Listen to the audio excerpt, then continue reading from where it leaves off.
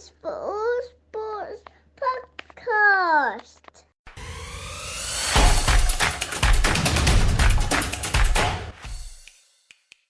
Welcome to the All Sports podcast with me, Matt, and today, Joel. Hi, mates. How are you? Hey, Matt. I'm all good, thanks, mate. How are you doing? Very good, thank you. And James, how are you? Evening, guys. Yeah, all okay? Great. We'll get straight into it. We've got a few different agenda items that we'll run through. I'm not going to list them in case we do or don't cover them. I often find when I do the sound editing back that we haven't covered 50% of what we say we're going to talk about. So I'm not going to tell you what we're going to talk about at all. We will, however, start off with Mike Tyson's quotation mark professional return to the boxing ring against Jake Paul, like a car crash that I just could not look away from. I found myself having to watch it just to see. I really hoped that Mike Tyson would just knock Jake Paul out, but it seems like they weren't allowed to knock each other out, nor were they allowed to punch each other more than 10 times in however many rounds it was, 8 or 10 rounds. Was it really billed as Tyson's return to professional boxing? Yeah, it's the first professional bout since 2005. So this is his first. And it goes down as a professional bout. It's because I know boxing's a bit funny about that, right? Like, it's in his loss. It's in his loss record. It was a professional sanctioned fight, which says everything you need to know about American boxing. They're letting a really 60-year-old man who I think he had a huge health scare recently as well still get in the ring. Well, apparently, because building up to the fight, everyone around him had to be wearing masks, and there were some respiratory concerns that there were.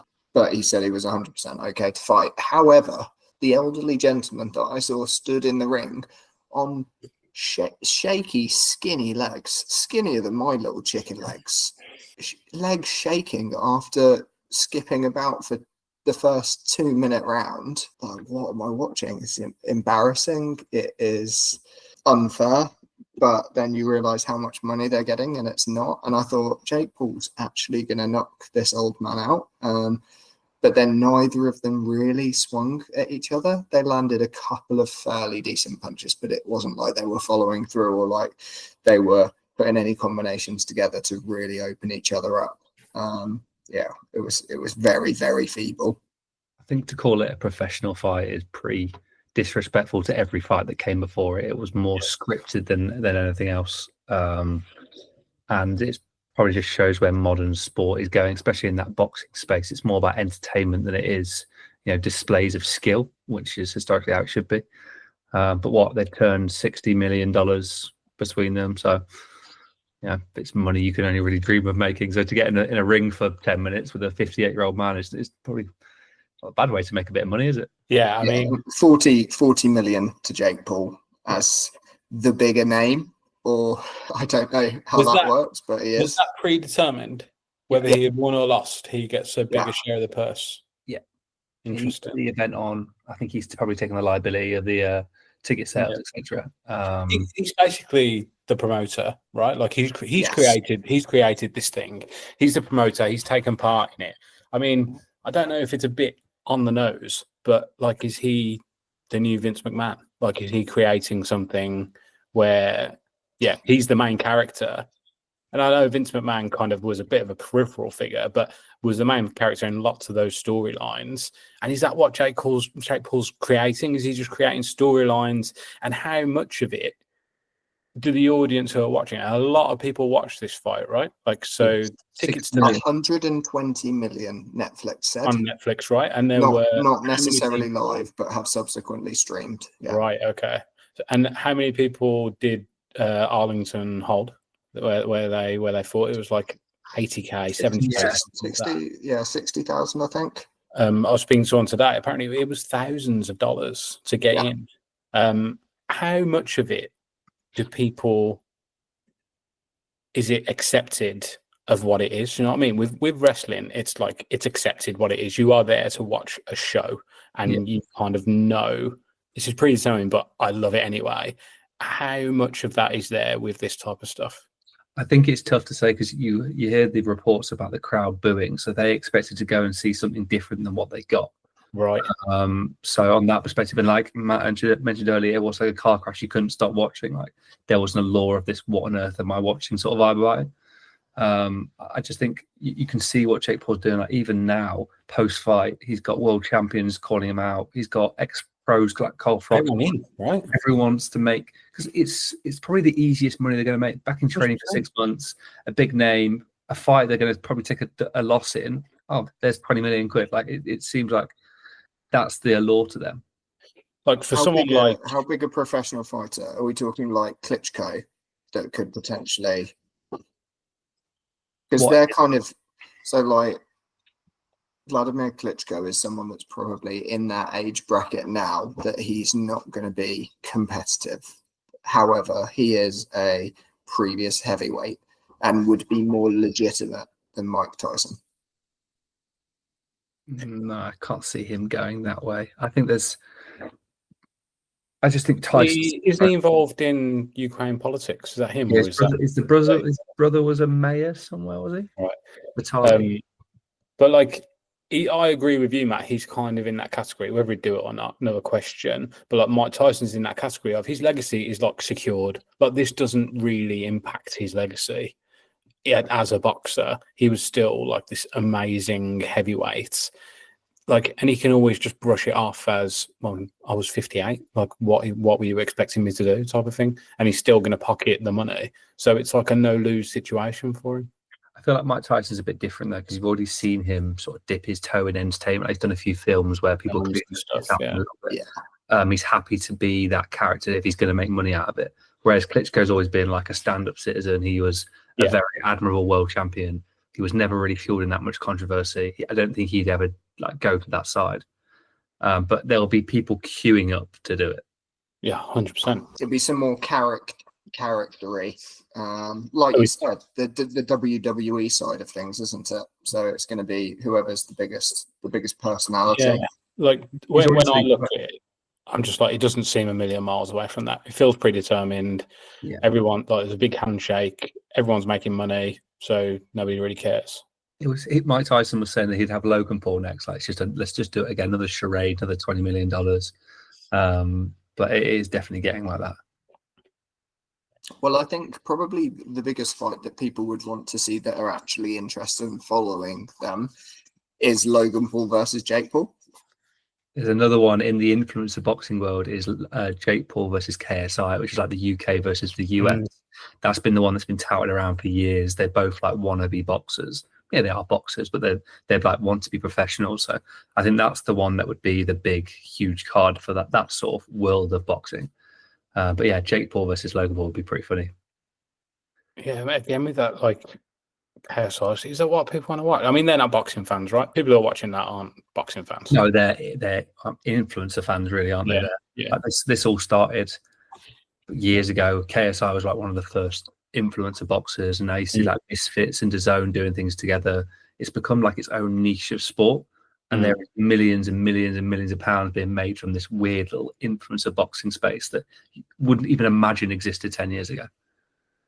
Yeah, I find it kind of crazy. It is now like companies like Netflix are getting involved as well. I think this is interesting. Netflix's first sort of dabble in professional sport, if you want to call it that, because they have the infrastructure to really take over and the money to take over something like this. If they wanted to go and buy Premier League rights, there's been a lot of chat with them in Premier League, hasn't it? It would really turn the industry around, which might be quite interesting to see, because the big problem in the UK anyway is like availability of sport.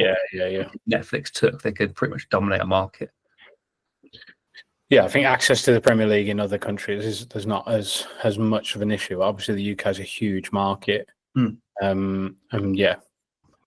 think that the way that the Premier League at least is broadcast here is antiquated and is ripe for some kind of disruption. Yeah, you'd be concerned if you were a DAZN, or not so much an Amazon Prime because they have their own sort of disruption, but like a DAZN who is centered around boxing, really, and getting into different sports now. But if a huge company like Netflix are throwing around money that they can't really compete with, you just sort of lost your niche. Why weren't they involved in this? DAZN seems right up their alley. DAZN do Misfits, which is, I think it's KSI's involved with it, and Eddie Hearn is involved with DAZN. But Eddie Hearn had with Casey Taylor, right? He did, but Eddie Hearn is suing Jake Paul privately for something that was said. You're right. This is Vince McMahon and WWE. Yeah. You're right. The more and more we talk about it, the more it sounds like it. There's a clip of the post fight conferences. Obviously, the promoters usually go up. And Eddie Hearn would have gone up. He wasn't allowed to because it was Jake Paul's event. So there was a lot of pantomime going on, I think. Yeah. So that's something that's worth. Let's talk about some real boxing that actually happened over the weekend. Was Katie Taylor versus Amanda Serrano, because that fight was ridiculous. Neither of them were defending. It was just all out attack, and they were just windmilling on each other for 10 rounds. And Katie Taylor made a mess out of Serrano's eye, just above the eye. She cut her eye in the first or second round, and just kept working on it for the whole fight. So the cut was basically as big as her eye socket by the end of it. She's got a bit of a reputation, Taylor, for headbutting, for like using her head like in an accidental / it's going to do damage type of way. So this came up in the fight, and she got deducted a point. However, when she got deducted a point, they were both leaning in with their heads and not looking at each other. Yep. But I think because of her history, it went against her. But she didn't. I think I was looking at the stats. She landed less punches. Yes, she did. She did. She landed less punches. But she won on points. She beat her. She beat her up. Like, if you looked at the two women after the fight, one of them won the fight. If you looked at two people in a schoolyard fight, you would see one child with lumps and bruises and the other one without. And you'd say, who won the fight? You're not going to say the one that didn't get their face smashed in won the fight. Yeah. So I understand she landed more punches, and she did, but they weren't like impactful punches that like rocked her. She got rocked once, and Katie Taylor looked a bit weak in the legs, but that was the only time. The rest of the punches didn't really do a lot of damage, whereas Katie Taylor just split her face open. So interesting argument for boxing. Should you be scored on the fact you can take a punch well, or should you be scored on the fact you're letting in 110 more punches? That shows your defense is very good, but you can take it.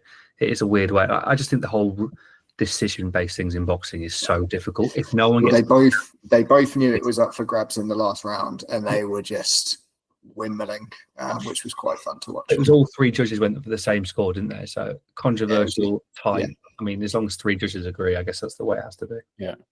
I feel like I'm not that close to boxing, but like I'll follow the big fights and I'll like follow the reaction to them and whatever. And I can't remember a big fight that ended on points where people agreed with the call. Do you know what I mean? Like as I said, maybe it's the type of people that I see the opinions coming from or whatever. But I just always see a lot of controversy with judge calls. Just don't know how you fix it. Do you just say if no one gets knocked out, it's a draw? Because it would definitely open up boxing, wouldn't it? There would be way less tactical boxing if you knew you were going to draw over a match. But yeah, it's an interesting one because judges always seem to get robbed, biased judges. It's definitely difficult. One sport this weekend that was unanimous and nobody could disagree was the race to Dubai in golf. How was that? Happy with the segue? Lovely. I'll do it again. Doesn't pretty need good. to take two. Pretty good. Yeah. So it was actually the Dubai World Tour Championship, the culmination of the Dubai World Tour that happened this week, obviously in Dubai. And Rory McIlroy both won the event, the Dubai World Tour Championship, as well as winning the DP World Tour too. He didn't romp to the win in the event, but he definitely did in the tour rankings. Kind of makes me question how competitive the race to Dubai actually is versus the PGA, though. Considering he only played 12 tournaments when second place played 23 and third place played 26 events. I think that speaks to Rory McIlroy's form as much as anything. Like if you look at I think he's got something like 6 second places in 10 starts. which is just mental to think about. He's been consistent for a long time. Yes, Not winning, is he? He's not winning, but he's always there and thereabouts. Like, you don't see that a lot. You see people win, but they might miss a cut the week after. That's very usual in golf. He is always in the hunt. And I think he loves playing in Dubai as well. It just seems to be sort of suit his style of golf. And it wasn't like a free scoring 4 days. I think he won on 15 under, which these events you can usually get 19, 20 under in some of these. So yeah, it was a good. I think he got confirmed halfway through his day as well. So it wasn't like he had loads of pressure coming in. He just wanted to win that tournament as well as the race to Dubai. But yeah, another $5 million in the kitty and so close to an all-time season. So he's won the DP World Tour 3 times on the bounce. Yep. 6 times in total. The DP World Tour World Championship is the final event. The race to Dubai is the season-long thing. Yeah, sorry, yeah. The World Tour, by World Tour, I mean the race to Dubai. Yeah, so the actual, what was historically, quotation, the European Tour. Yeah. He's won that now 3 times on the bounce and 6 times in total to now go level with the great man. Yeah, and he's got quite an emotional connection with Seve as well. So you could see him, it was like sort of tearing up in his interview afterwards. And he's obviously had a very publicized personal life this year with his wife and the kids. So it was probably nice to round off with a smile and with a win for him. And loads of money. Which always. But yeah, I just felt the golf's a bit of a weird one because I think we only have maybe only a few weeks off and then the season sort of kicks up again. Yeah, I feel like golf's always on. Yeah, I mean the big events don't really start till late January, February. And then you've got the players in March, and then the majors kick off every month, so they'll have a bit of a break. Yeah, but the big players will kind of be off for December and January, right, and then kind of back from Feb. Yeah, and a lot of these European golfers who went to live have kept their DP status for next season, which I think indicates where that's going. Like there will be an agreement made. Like none of them have lost their privileges, so all the Rahms, the Hattons, they'll all still be able to play in the Ryder Cup as well, which will be good for us. To see Hatton snapping his clubs. Oh, he had a bit of a paddy this week. I feel like it's losing its. I did used to find it quite endearing. Yeah, one of us sort of vibe. Yeah, but I feel like it's losing that a little bit. Yeah, I think I saw on his glove on the final day he'd written "Be nice" to himself on his own glove. He's still taking the mick a little bit, which is, I guess, it's still kind of fun. But yeah, I think that's probably it for the golf for a bit. Nelly Corder, I think she won in the ladies' event. She was going head to head with the Charlie Hull, who were like the 2 most topical golfers on the LPGA tour at the moment. So they had a good headset, which was good. Charlie Hull was talking about pace of play, wasn't she? Yeah, she said you get 3 strikes, and then when you get told once, you get a 2-shot penalty. You get told twice, you lose your tour card. You won't have slow play after that. Yeah. That's one way of doing it. But yeah, the other thing in golf that I want to talk about, the Ryder Cup. Have you seen this? The payments they're talking about, the product, because Ryder Cup as a tournament, as an organization, makes so much money, hundreds of millions, and the players are getting nothing. They got a little donation before, but they are the product, so I think it's right they get comped in some way. McIlroy had his say, didn't he? He said none of the players who are getting the 400 grand are going to need it. No, agreed, but they should at least, even if they want to donate it, they should be getting paid something from all the money that's being made. Yeah, it should be their choice. Yeah, just because they don't need it doesn't mean they haven't earned it. Right. Yeah. Shouldn't be expected to play for free. I think that was a bit of the fallout last year in Italy. Was Patrick Cantley wasn't wearing a hat. That whole, he was like, "Oh, I'm not getting paid." That's sort of what kicked all that off. So maybe he'll be a bit happier. Yeah, I'd forgotten about that. Yeah, he's not getting paid enough, clearly. Yeah. On the theme of influencers mixing in with the professional sport, have you seen Bryson's trying to get a hole in one over his house? Yeah, it's going viral, isn't he? He's on day 7. He's getting so. I think I saw day 5, and the last 3. Or maybe it was day 4. The last 3 were all within a foot. It was absolutely mad. How do they do that? Every day he gets an extra ball. So he's even I think even the first day he was maybe half a foot away. It really was a shot. And also his house is like floor to ceiling glass, Yeah. and all I'm thinking is one knife, one blade, and you're. Do you think it would go more viral if he made a hole in one or if he put a ball through his house? Because I think it'd be the ball through the house. Yeah, I agree. I'd be sculling one on purpose just to see what happened. They can afford it. Oh, that. Cool. The best thing is, That house is, I just saw that house is nice. I mean, every day he's getting over 250,000 views on these YouTube shorts. We looked at videos, didn't we, James, a few weeks ago for the PGA Tour and how many people were watching like their main major events, and it's in the double figure thousands. well, so some of the guys I watch on YouTube, one of them is on the Pro Tour. Wesley Bryan is the pro golfer on the PGA Tour, and him and his brothers make YouTube videos. And they flew out all like the biggest golfers in like there's like 5 or 6 of them in the world, like a couple from the UK. Biggest YouTube golfers. Yeah, so like the 5 Peter best. Finch and Exactly. And they did $100,000 skins match. And like the quality of this video was better than any non-major golf I think I've ever watched. It was like 2.5 hours of just like good videos. 2 million views in 10 days. Like it's just the people that are watching these things. It's just mental. Grant Horvat. He plays incredible golf, but I don't know how they get the pro golfers on their channels. Really big names, doesn't he? Yeah, he's played Mickelson twice, has he? Yes, and Bryson, and I saw him playing with I can't remember his name. He played Morikawa as well. Yeah. That was who I saw him play, Colin Morikawa. Those ones all come from TaylorMade. So Grant's sponsored by TaylorMade. So they look for that. So just linking them up, are they? Yeah. So Michael Morris is the other one. He's done a video with like Rory McIlroy. So they get access to these people because it's good for everyone. They're getting eyeballs on their athletes. They're getting eyeballs on their products. I think it's growing the game. I think YouTube golf is growing the game. It's genuinely interesting because like they're brilliant. Like these YouTube golfers are so good. But then, and you want to see them, you want to compare them against the real like cream of the crop, and they still come up way short. And it's like, wow. Mm-hmm. Yeah, it's meant to. They say the gap between a professional golfer and a scratch golfer is further away than a scratch to 18 handicap. That's how big that gap is. Crazy, isn't it? Yeah, but just in terms of eyes on and the quality of things that are coming out, they're just dominating sport really now.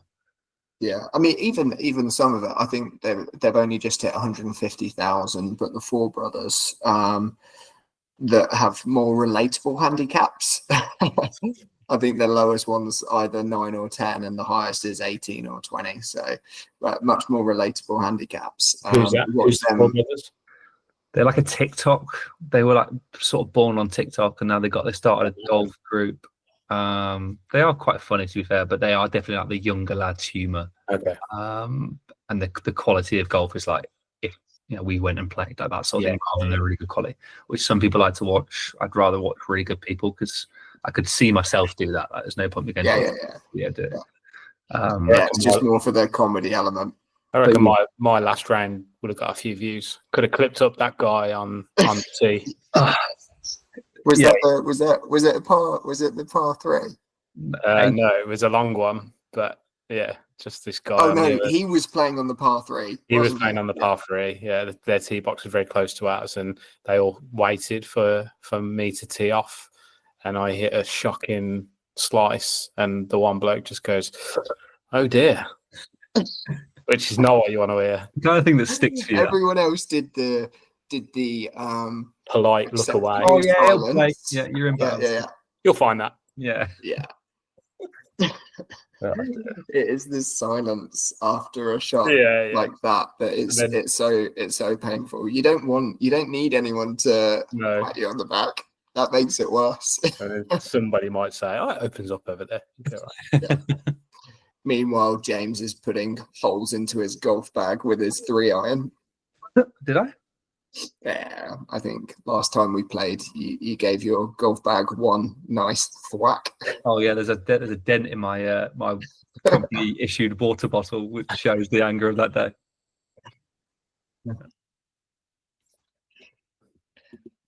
Where next? Oh yeah. So speaking about growing the game, one thing that emerged this week was the possibility of an international club league for rugby, which they've basically said several professional players have committed to. But I've subsequently heard from other podcasts and sources that various figures have been thrown around, and the agents have said, if those figures are true, then we'd be interested. And that's as much commitment that's there. Right, okay. The format of the league, how it could take place, when it could take place, where it could take place, there's nothing on paper. There's just conversations that have happened between various bodies that have looked into it. But like I'd said to you guys, there are some club leagues in the world like France and Japan that are ultimately too successful for their players and clubs to consider going into a league like that. Why do those leagues get it right and the English league don't? So I mean, this isn't the exclusive reason, but having no salary cap in France definitely helps. They can throw money at players to come across and play. And they have done. They've got some of the best of the British talent, as well as South African and from the Southern Hemisphere as well, all playing in France. So the biggest names in the game generally are playing in France. Yeah, I just feel rugby's a bit of a strange one, especially when you're talking about these like breakaway leagues. Where is the viewership coming from to pay for the products? Like obviously in some like France, Japan, like you mentioned, Southern Hemisphere, well watched. The big problem with the UK has been like the growing of the sport, the viewership. I don't think this fixes that because these, Super League chain teams, there's no following behind them. You don't go, I want to go follow the Paris Super team, whatever it is, because there's no sort of personality behind it. I just think it's always a real struggle. Whereas like a Super League format like that has been thrown out of the Premier League might work for rugby. Yeah, potentially. We'll see what formats they look like, but yeah, it was an interesting thing that came out. Various other leagues and formats of the game have tried to happen. Like Rugby X was something that emerged, and it had no legs. They did like one season of it, and it didn't have any legs. We've seen it obviously happen in other sports with T20 version of cricket. Like T20 didn't exist 15, maybe 20 years ago. T20 didn't exist, and now it's the most lucrative form of cricket, with the biggest league, obviously, with 1 billion eyeballs that you can have in India. That really helps the market, and that's something that you don't have. It doesn't transpose to rugby, as you don't have countries that are just ready to consume that content and become new fans of a new sport to that market. I think the nature of the sport as well is difficult. Rugby, like we saw with the World Cup, they can't play a lot. It's once a week, once every other week to recover. Whereas cricketers, they're playing every night in T20, and you can get a full tournament done in 4 weeks, 3 weeks, which is why there's 10, or probably less than that, 5, 6 huge tournaments across the world that these players want to go and play in. Obviously, it's just completely different because of the sport of rugby. Yeah, I think it's a big factor. I struggled with the World Cup, how long the World Cup went on for. Yeah, it felt like months. Yeah. Which is, I mean, you can't change the nature of it unless you win the games. If you did, you'd get less out of it. Yeah, you would change the